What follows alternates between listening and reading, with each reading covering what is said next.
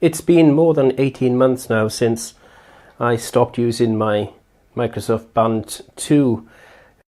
They basically decided to cancel the Band 3 and then cancelled completely the Microsoft Watch software which the band used. It still works, it still connects, it's still usable I suppose, and it's still a very good band.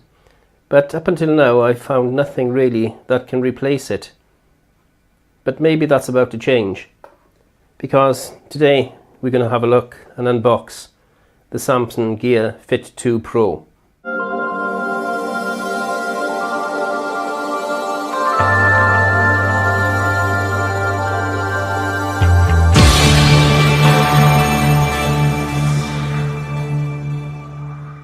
So just to summarize then, the Microsoft Band 2 was of course the second in the series of the Microsoft sports bands. The first one was a little smaller, not such a nice screen, but this one was, well, very near perfect for my usage I suppose. The only thing it didn't have was a full waterproofing. They though decided to cancel the Band 3 which was supposed to follow this. And then Microsoft, in their wisdom, decided to eventually cancel the Microsoft Band software, the watch software. The band still works, as you can see.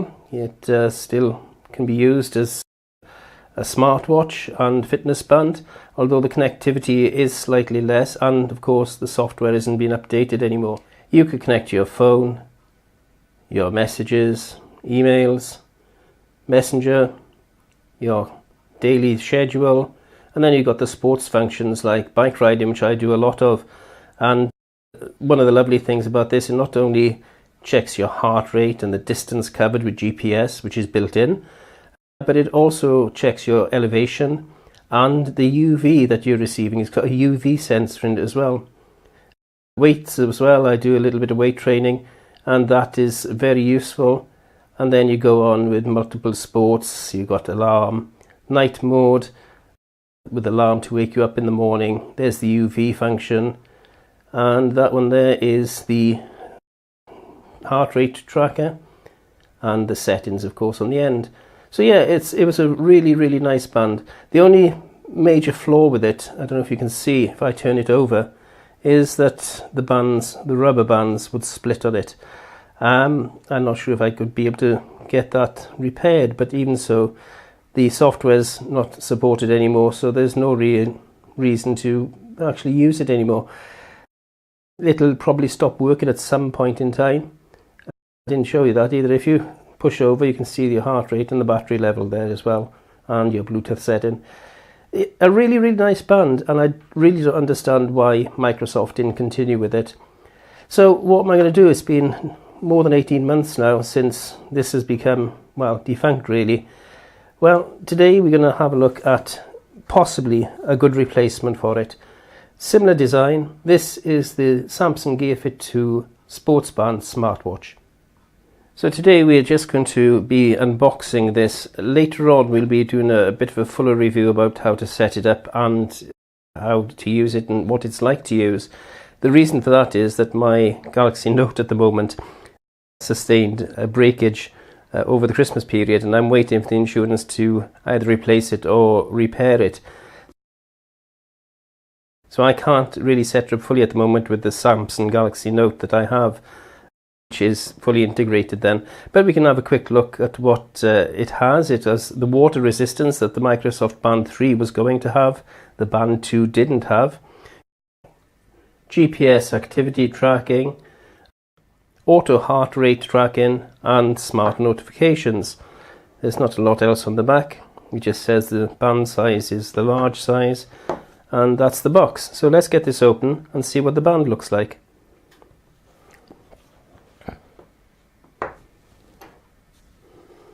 As always, I try to make as few cuts in these videos as possible, so you can see everything warts and all. The only thing I've cut out in this video is actually moving things around out of the way, because that gets a bit boring. So let's get this open and see what's in the box.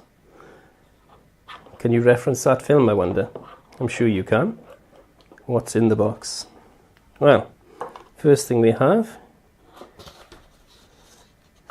is the band itself. We'll come to that in a second though. We've got on this side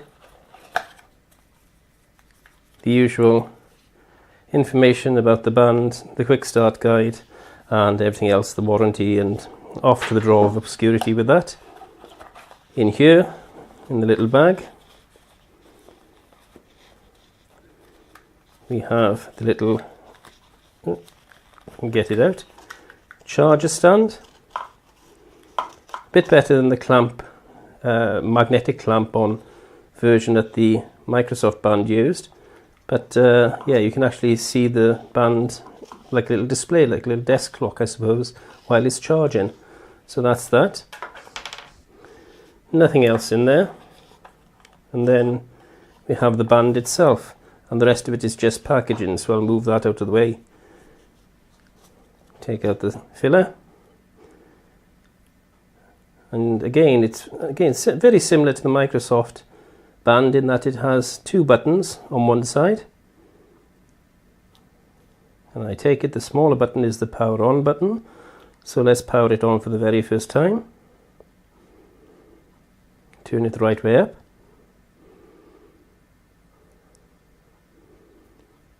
And it's booting into Tizen operating system. This is not Microsoft, it's not an Android.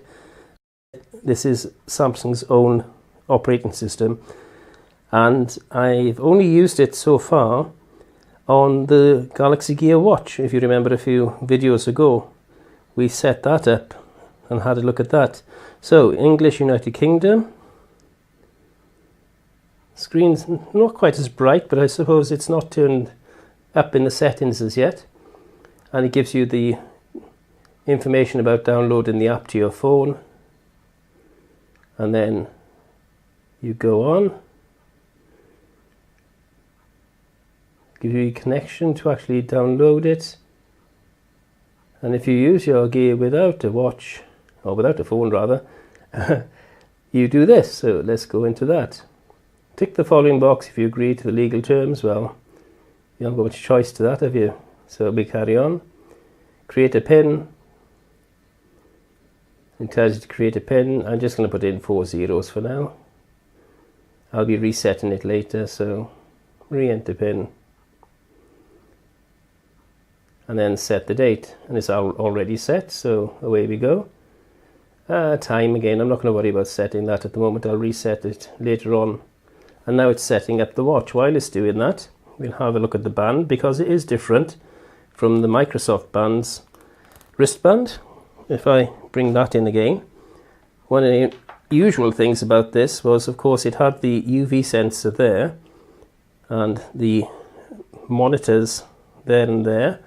And then in the back of that you had the charging port, and this is, I assume, part of the battery as well. I'm not sure if the battery's in there or in the phone itself, but as you can see, the band is completely wrecked on this. So again, you can see the two buttons and the microphone slot there. I forgot, actually you can use Cortana on this as well. That's another thing I forgot to mention. I'm not sure, but yes, you've got a microphone little hole there. Let's get started. Swipe for widgets. So you swipe to the side, swipe right to get the watch's face, swipe right for notifications. The backup key to go back, which is the bigger of the two keys. Swipe down from the edge to view status info. And swipe up. It's a little training exercise, this, to get you to know what each little button and function does. Press home key again to go back, and you're ready to go. Cover the screen to turn it off.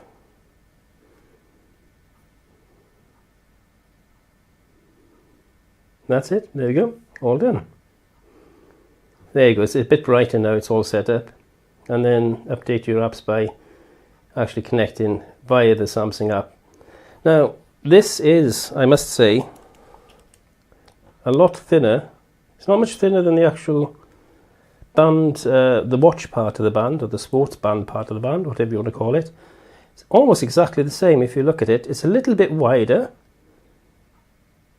The display is a little bit brighter and clearer. I think, I don't know, it's not a lot of difference.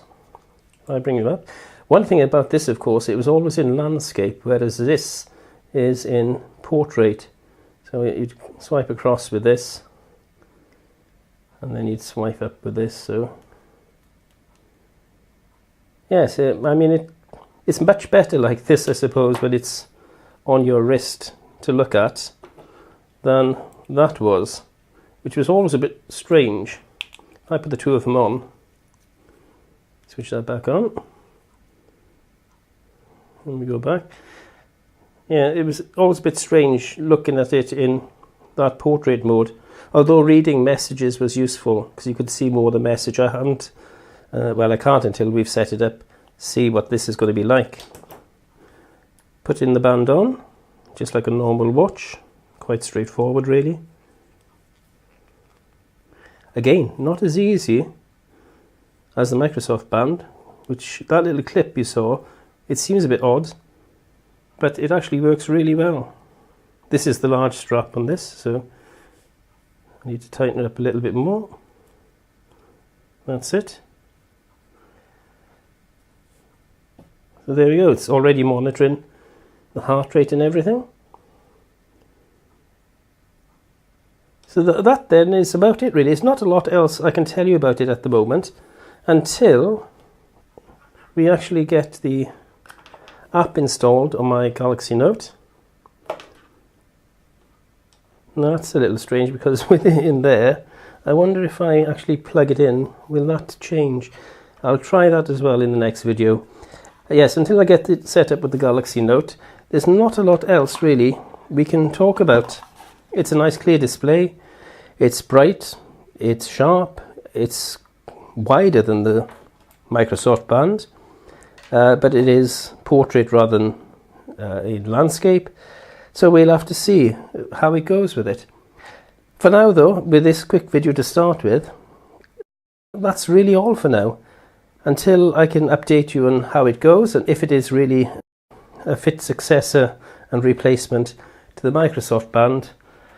Well, we'll find that out in the next video. For now though, thank you for watching.